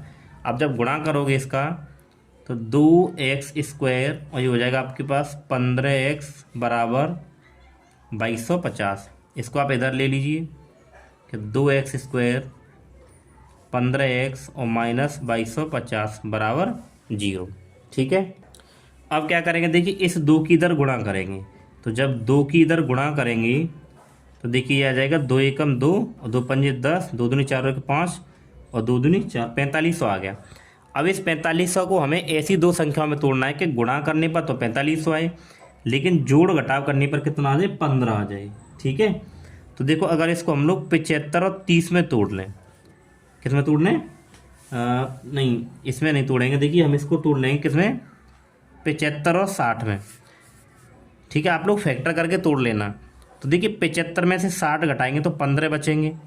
ठीक है, और गुणा करेंगे तो इतना ही आ जाएगा, तो ये संख्या हमें मिलेंगी। तो देखो मैं इसको क्या लिख सकता हूँ कि 2x² plus 75x minus 60x और माइनस का 2250 बराबर 0। ठीक है, तो यहाँ से 2x, आप देखिए यहाँ से 2x तो कॉमन नहीं आएगा, केवल x कॉमन आएगा। यहाँ से x कॉमन आएगा तो यहाँ 2x प्लस 75 माइनस, यहाँ से कितना कॉमन आएगा, यहाँ पे से 30 कॉमन आएगा। जब यहाँ से 30 कॉमन आ जाएगा तो यहाँ पे बचेगा 2x और माइनस का लिया है तो प्लस, और यहाँ पे कितना बचाएगा, 30 कॉमन लेंगे तो यहाँ पे आपका 75 बचेगा, क्योंकि जब इसका भाग कर देंगे तो 75 ही आएगा बराबर 0। ठीक है, अब ये दोनों ब्रैकेट एक जैसे हैं, तो 2x प्लस 75 और दूसरे ब्रैकेट में क्या आएगा, x माइनस 30 बराबर 0। तो 2x प्लस 75 बराबर 0 और x माइनस 30 बराबर 0। तो यहाँ से 2x बराबर क्या आ जाएगा, इधर जाएगा तो माइनस 75, तो x बराबर माइनस 75/2।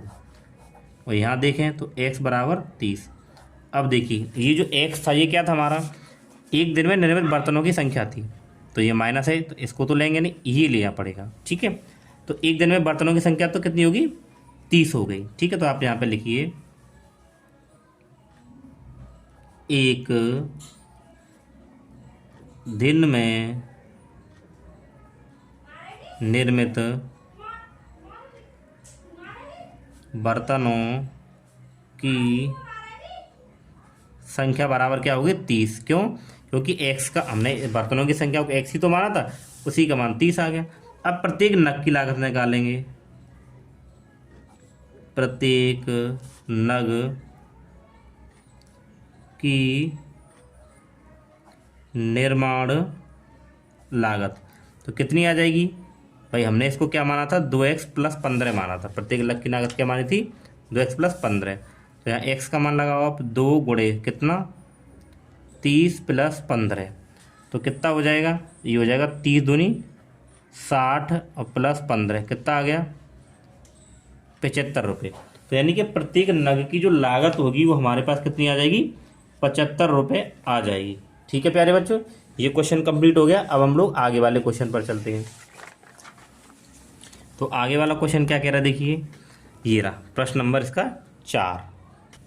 अब देखिए ये जो इसका चौथा क्वेश्चन क्या कह रहा है, इसी से हम पढ़ के इसको बनाएंगे। ठीक है, एक नदी के पुल के एक बिंदु से नदी के सम्मुख किनारों के अवनमन कोण क्रमशः 30 और 45 दे रखे। एक नदी के पुल के एक बिंदु से, ठीक है, यदि पुल किनारों से 5 मीटर की ऊंचाई पर हो। ठीक है, चलिए करते हैं। देखिए ये बनाएंगे हम, तो ये मान लीजिए, देखिए ये क्या है, एक नदी है। ठीक है, तो मैं मान लेता हूँ ये नदी क्या है, AC। अब इसके बीचों बीच में क्या है, कोई बिंदु है और यहाँ से पुल है। ठीक है, और पुल कैसी है, ये पुल है हमारे पास, इसको मैंने B मान लिया। ठीक है, और इस पुल के यहाँ पे कोण बने हुए हैं, यानी कि ये यहाँ से, ठीक है, और ये वाला कोण इधर बना हुआ है। ठीक है, ये बन गए। तो ये जो कोण कितने, देखिए 30 तो यहाँ बना हुआ है और यहाँ पे कितना बना हुआ, 45। अब देखिए इनके अवनमन कोण भी हैं, तो इनके अवनमन कोण, इसका अवनमन कोण कहाँ बनेगा, इधर बनेगा, तो ये 30 हो जाएगा, और इसका अवनमन कोण इधर बन जाएगा, तो ये कितना हो जाएगा, 45। ठीक है, तो ये ABC आप इसको मान लीजिए, यहाँ पे क्या D है और ये क्या है E और ये F, ये बन गया। हमसे पूछा क्या है कि नदी की चौड़ाई मतलब यहाँ से पूरी, तो मैं यहाँ से लेके यहाँ तक क्या मान लेता हूँ इसको X, और यहाँ से लेके यहाँ तक क्या है, ये Y होगी। हमें नदी की पूरी टोटल चौड़ाई यहाँ पे निकालनी है। ठीक है, चलिए करते हैं। तो हम लोग क्या करें, यहाँ पे मान लेते हैं कि माना नदी की चौड़ाई, नदी की चौड़ाई क्या मान ली मैंने, ए सी मान ली है। ठीक है, चलो यहाँ लिखते हैं नदी की चौड़ाई क्या है, ए सी है। अब आप अगर देखें ए सी बराबर क्या होगा यहाँ से, भाई ए सी बराबर होगा ए बी प्लस का बी सी। तो ए बी प्लस का बी सी, तो मैं ये कह सकता हूँ कि जो नदी की चौड़ाई ए सी होगी वो एक्स प्लस वाई होगी। तो मैं इसको यहाँ समीकरण नंबर 1 मान लेता हूँ, बाद में एक्स वाई के मान उठा के यहाँ लगा देंगे। ठीक है, चलिए तो पहले इस वाली त्रिभुज में, तो ये यहाँ भी 90 बनना है, यहाँ भी 90 बनना है। ठीक है, तो त्रिभुज कौन से में लगाएंगे हम लोग, देखिए ए बी डी में, त्रिभुज ए बी डी में, तो ए बी डी में लगाएंगे कि टेन 30 बराबर, टेन थीटा बराबर का तो लंब बट्टे आधा, तो लंब क्या है डी बी बट्टे आधार क्या हमारे पास में ए बी। तो टेन 30 का मान होता है 1/√3 बराबर डी बी। तो देखिए डी बी जो हाइट हमें दे रखी है, देखिए वो हम लिखे हैं, इस डी बी की जो हाइट है ना, यानी पुल की जो ऊंचाई है वो हमें कितनी दे रखी है, पुल की ऊंचाई देखिए दे रखी है ये रही कि 5 मीटर है। तो ये यहाँ पे 5 मीटर आएगी। ठीक है, चलिए और यहाँ भी देखिए हम लोग लिख देते हैं कि पुल की ऊंचाई, पुल की ऊंचाई बराबर 5 मीटर, कोई दिक्कत नहीं है, यहाँ अब हमने लिख दिया। अब डी बी आपके पास कितना है 5 बट्टे ए बी कितना है x, तो कैंची वाली गुणा कर दीजिए, तो ये आ जाएगा x बराबर 5/√3, बन गया समीकरण नंबर 1। ठीक है, अभी आप इस वाले त्रिभुज में, तो त्रिभुज बी सी डी में, तो यहाँ आप लगाइए कि टेन 45 बराबर, तो टेन थीटा बराबर लंब बट्टे आधा, तो लंब क्या होगा डी बी, आधार क्या होगा बी सी। तो टेन 45 का मान क्या होता है 1 बराबर डी बी आपके पास कितना है 5। ठीक है, डी बी 5 हो गया बट्टे बी सी कितना है वाई। तो यहाँ से अगर वाई निकालें तो इधर हो जाएगा ये, तो वाई बराबर क्या आ जाएगा 5। ये आप यहाँ पे आप इसको ना समीकरण नंबर 2 मानिए और इसको आप 3 मानिए। ठीक है, अब क्या करना है हमें, यहाँ से एक्स और वाई के मान को उठा के हमें कहाँ लगा देना है, समीकरण नंबर 1 में लगा देना है। ठीक है, तो यहाँ पे लिखिए समीकरण 2 व 3 से, समीकरण 2 व 3 से x बराबर 5√3 और y बराबर 5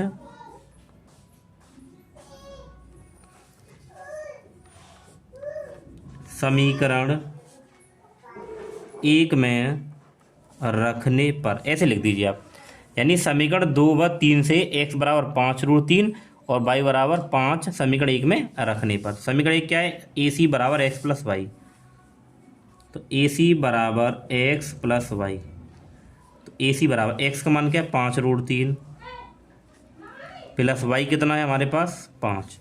तो इसको अगर हम लोग हल करते हैं, यहाँ से कॉमन आ जाएगा, क्या आ जाएगा कॉमन आ जाएगा।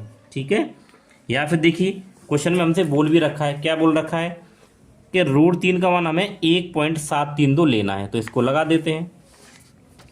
तो ए सी बराबर 5 गुणा इसका मान 1.732 प्लस 5, तो ए सी बराबर देखो 5 दूनी 10, एक हासिल 5 15 16, 5 7 35 और 1 36 हासिल 3, 5 एकम 5 और 3 8, ये पॉइंट प्लस 5। ठीक है, अब आप इसको जोड़ोगे तो ए सी बराबर 8 और 5 13, तो 13.66 किस में आ जाएगा, ये आपके पास किस में आ जाएगा, मीटर में आ जाएगा। किस में आ जाएगा, मीटर में, ये आ गया। ठीक है, तो हम लोग यहाँ पे लिखेंगे अतः नदी, देखिए अब हम लोगों को ना इस क्वेश्चन को हल करना है, तो हमें इसके बराबर ये सिद्ध करना है, तो हम लोग क्या करते हैं LHS को लेंगे इसको। ठीक है, LHS तो लीजिए इसको कि cos A minus sine A plus 1 और बटे cos A plus sine A minus 1। अब हमें इसमें क्या करना है, देखिए साइन A से अंश और हर में भाग करना है, अंश और हर में साइन A से भाग करने पर, ठीक है। तो करिए भाग। देखिए ऊपर कॉस ए है ना, तो इसमें साइन ए से भाग करेंगे, ठीक है। फिर माइनस ऊपर साइन ए, इसमें भी यहाँ साइन ए हो जाएगा, 1/, यहाँ भी साइन ए, ठीक है। फिर ये बटा। अब ऐसे ये है आपके पास कॉस ए, यहाँ भी होगा साइन ए, फिर प्लस साइन ए बट्टे यहाँ भी होगा साइन ए, और माइनस 1/, साइन ए। अब देखिए कॉस ए बट्टे साइन ए क्या हो जाएगा, कॉट ए, इसे कट जाएगा, -1 plus 1/, sine A, cosec A होता है, कॉस ए बट्टे साइन ए, कॉट ए हो जाएगा, ये कट जाएगा, 1 हो जाएगा, और ये आपके पास क्या हो जाएगा, कोसेक ए, ठीक है। अब देखिए आपको क्या करना है, हमें ना पहले कोसेक ए लेना है, तो हम लोग क्या करेंगे, कोसेक ए को पहले रख लेते हैं, ये पहले रख देता हूँ मैं कोसेक ए, और इसको पीछे कॉट ए, और -1 को लास्ट में कर देते हैं। इसको ऐसे ही रहने दीजिए नीचे वाले को, कॉट ए प्लस 1। अब देखिए यहाँ पे हमें क्या करना है, हम लोग यहाँ क्या करेंगे, cosec A plus cot A, ये तो है ही है, माइनस। अब देखिए ये जो 1 है ना, इसकी जगह पे हम लोग क्या लगा सकते हैं, तो इसकी जगह पे हम लोग लगा देंगे क्या, देखिए मैं यहाँ साइड में लिख देता हूँ ब्रैकेट में, यहाँ पे, ठीक है, कि कोसेक स्क्वायर ए और माइनस कॉट स्क्वायर ए बराबर 1 होता है, ठीक है। ये लिख दूंगा मैं यहाँ पे, ठीक है। तो इस 1 की जगह पे मैं ये लगा दूंगा, तो कोसेक स्क्वायर ए और माइनस कॉट स्क्वायर ए, ठीक है। ये आपका फॉर्मूला है, साइड में ध्यान रखेंगे, ये फॉर्मूला है, ठीक है। चलिए अब क्या करेंगे, देखिए बटे ये हमारे पास क्या है, कॉट ए प्लस 1 और माइनस कोसेक ए, ठीक है। अब इसके बाद हम लोगों को यहाँ पे क्या करना, देखिए हमें करना ये है कि A square minus B square को ओपन करेंगे, तो cosec A plus cot A minus, तो A square minus B square क्या होता है, ए प्लस बी, तो cosec A plus cot A हो जाएगा एक, और एक जगह cosec A minus cot A हो जाएगा, ठीक है, हो गया। और पूरे के बट्टे में कॉट ए प्लस 1 और माइनस कोसेक ए, ठीक है, ये हो गया। अब देखिए हम लोग इसको यहाँ करेंगे क्योंकि यहाँ जगह ही नहीं है। अब यहाँ क्या करना, देखिए अब ये देखिए यहाँ से ये और यहाँ से ये कॉमन आ जाएगा यहाँ से, यानी cosec A plus cot A बाहर आ जाएगा, तो cosec A plus cot A बाहर आएगा, ठीक है, यहाँ से। तो यहाँ ब्रैकेट लगाएंगे 1, तो जब ये बाहर चला जाएगा तो यहाँ पे तो 1 बचेगा, और यहाँ अंदर क्या बचेगा, ये वाला, तो माइनस कोसेक ए और माइनस कॉट ए, ये बचेगा, ठीक है। और पूरे के बट्टे में ये है ये कि कॉट ए प्लस 1 और minus cosec A, cot A plus 1 minus cosec A, ठीक है। अब क्या करना, देखिए कि cosec A plus cot A, ठीक है। देखिए ये 1, ये माइनस अंदर हो जाएगा कोसेक ए, और minus minus plus cot A, ठीक है, बट्टे।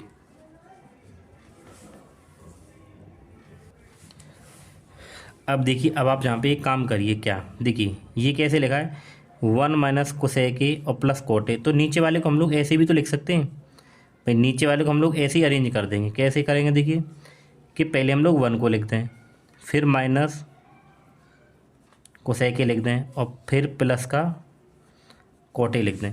तो देखिए ये और ये दोनों सेम हो जाएंगे, तो ये कट जाएंगे, तो हमारे पास यहाँ पे क्या बचेगा, cosec A plus cot A, ये हो गया RHS, यही हमें यहाँ पे सिद्ध करना था। ठीक है प्यारे बच्चों, तो मेरे हिसाब से आप लोगों को अच्छे से ही समझ में आ गया होगा। ठीक है, अब हम लोग करते हैं इससे आगे वाला क्वेश्चन। ये कह रहा है भुजा 7 सेंटीमीटर वाले एक घनाकार ब्लॉक के ऊपर एक अर्धगोला रखा है। अर्धगोले का अधिकतम व्यास क्या हो सकता है, इस ठोस का पृष्ठ क्षेत्रफल क्या होगा। ठीक है, देखिए इस क्वेश्चन को मैं यहीं नोट नहीं कर रहा हूँ, केवल हल कर रहा हूँ। देखो जैसे ये आपके पास में एक क्या है, घन है, तो घन तो हमें बनाना पड़ेगा। तो घन आप ऐसे ही तो बनाओगे। तो देखो ये हमारे पास क्या होगा, एक घन हो गया। ठीक है, ये घन हो गया। अब ये क्या कह रहा है, देखिए कि भुजा 7 सेंटीमीटर, इसकी भुजा क्या है 7, ये सभी भुजाएं क्या है इसकी 7 सेंटीमीटर की होंगी सभी भुजाएं। ऊपर एक अर्धगोला रखा है। अब देखिए इसके ऊपर क्या है, एक अर्धगोला रखा है। ठीक है, इसके ऊपर क्या है, एक अर्धगोला रखा है ऐसे करके। ठीक है, अर्धगोला इस तरीके से रखा होगा यहाँ पे। ठीक, इसके ऊपर, और जो अर्धगोला रखा है ना वो इस तरीके से रखा है कि इसके ऊपर जो पृष्ठ है पूरी को यहाँ पे ये टच कर रहा है। ठीक है, ऐसे रखा है ये अर्धगोला। तो उसने ये पूछा है कि अर्धगोले का अधिकतम व्यास क्या हो सकता है। तो देखिए अर्धगोले का अधिकतम व्यास क्या होगा, यहाँ से यहाँ तक होगा ये, क्योंकि यहाँ से यहाँ तक ही इसको टच करेगा। तो अधिकतम व्यास जो होगा वो उसकी घन की भुजा के बराबर ही होगा। ठीक है, तो चलिए तो हम लोग यहाँ पे लिखे हैं घनाकार ब्लॉक की भुजा, घनाकार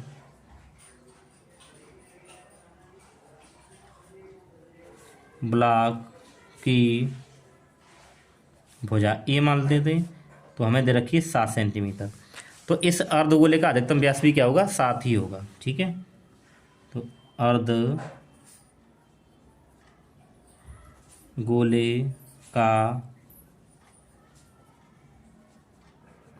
अधिकतम व्यास भी हमारे पास क्या होगा 7 सेंटीमीटर।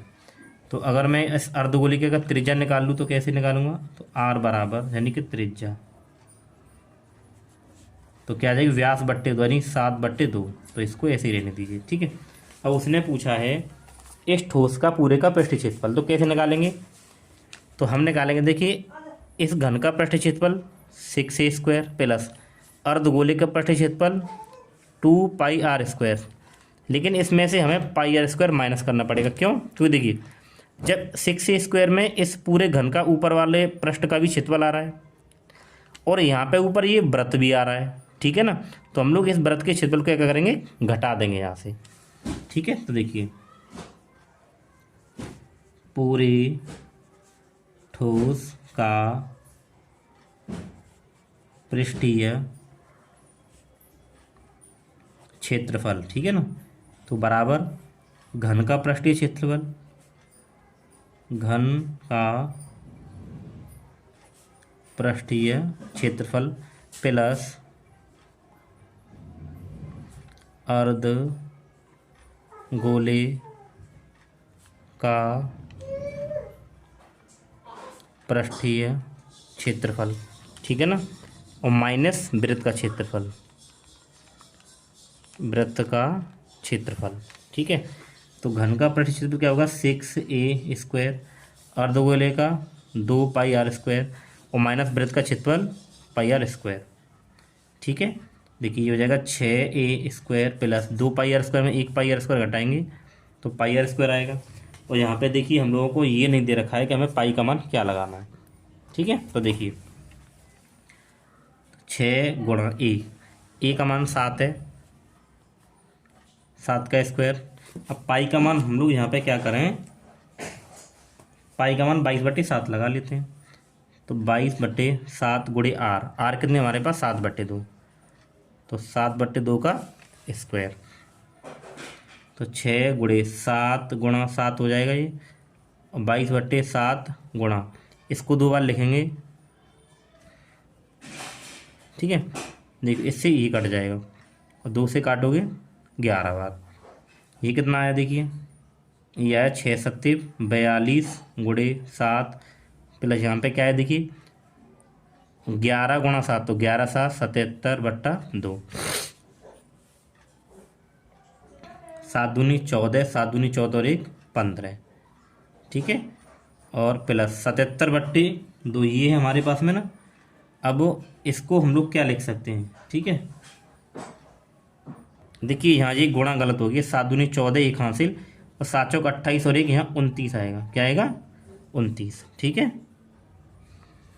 प्लस इसको इसमें भाग कर लीजिए आप, तो यहीं के ही कर लीजिए। तो देखिए अगर मैं इसमें भाग करूँ तो 2 तिया 6 एक बचेगा और 2 सत्ते 14, कितने बचे 3, पॉइंट लगा के 0, नहीं देखिए 2 अट्ठे 16, 6 बार एक बचेगा यहाँ पे, ठीक है। फिर पॉइंट लगा के 0 बढ़ा लो, ठीक, और 2 पंजे 10, कितनी बार गया 38.5 बार। तो यहाँ पे जब इसका भाग करेंगे कितना आ जाएगा 38.5। अब आप इन दोनों को जोड़ दो, तो देखो जोड़िए, ये 294 प्लस 38.5, तो ये 5, 8 4 12 के 2 हासिल 1, 9 3 12 13 और ये 3, तो ये आ जाएगा हमारे पास में 332.5 सेंटीमीटर स्क्वायर, ठीक है।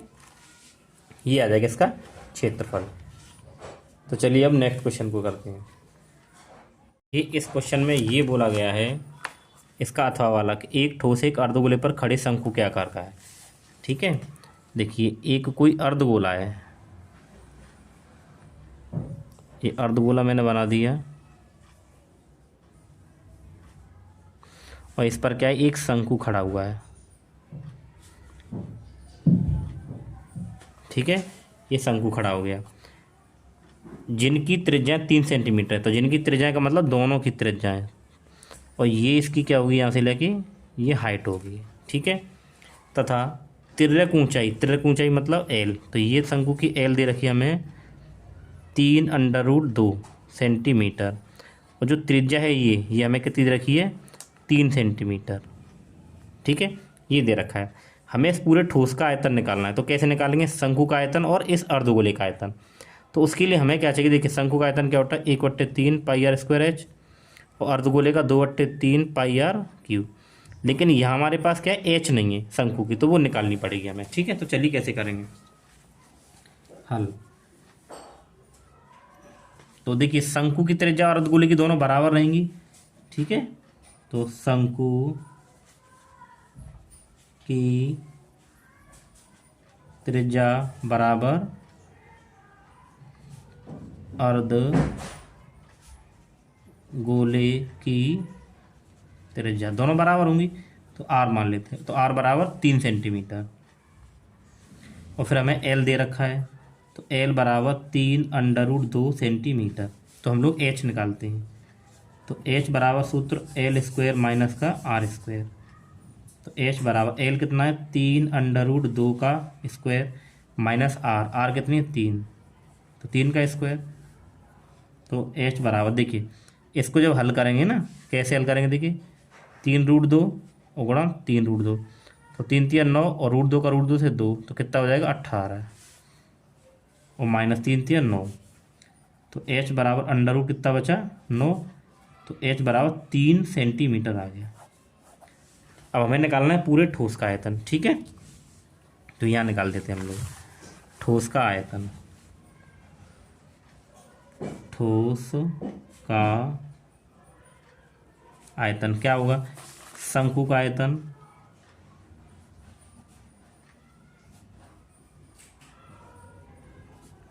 प्लस अर्धगोले का आयतन,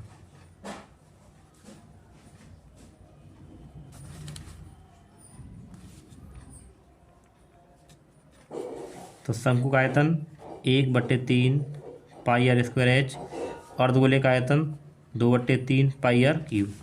तो यहाँ से हम लोग क्या करें, देखिए हमें पाई का मान ध्यान रखेंगे, पाई का मान दे रखा है, हमें क्या लगाना है, देखिए 3.14 लगाना है, ठीक है। पाई का जो मान है हमें 3.14 प्रयोग करना है, ध्यान रखना आप लोग। तो यहाँ से हम लोग कॉमन ले लेते हैं 1/3 पाई आर स्क्वायर, तो यहाँ पे एच बचेगा और यहाँ पे 2 आर बचेगा।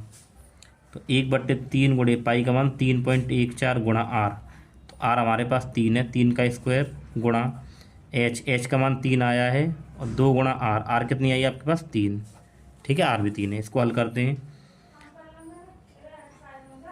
3.14 गुणा, ये 2 बार गुणा करेंगे 3 गुणा 3 और यहाँ पे गुणा, ठीक है।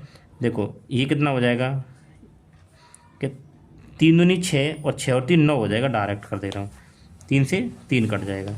यहाँ देखिए, तो अगर आप इसको हल करें, देखिए 3.14 गुणा 3 गुणा 9, तो 3 चौक 12 और 3 चौक 12 एक हासिल 13। देखिए वो 3 चौक 12 एक हासिल, 3 कम 3 और 1 4 आएगा, कितना आएगा 4 और 3 3 9, पॉइंट यहाँ आ जाएगा, गुणा 9 और करनी है अभी हमें। तो देखिए 9 दूनी 18 एक हासिल, 9 चौक 36 और 1 37, 3 और 9 नाम 81 और 3 कितना हो जाएगा 84, 2 अंक बाद पॉइंट आ जाएगा। ठीक है, तो हमारे पास जो उत्तर आया किसका 84.78, देखिए आंसर में भी दे रखा है और यहाँ भी आ गया।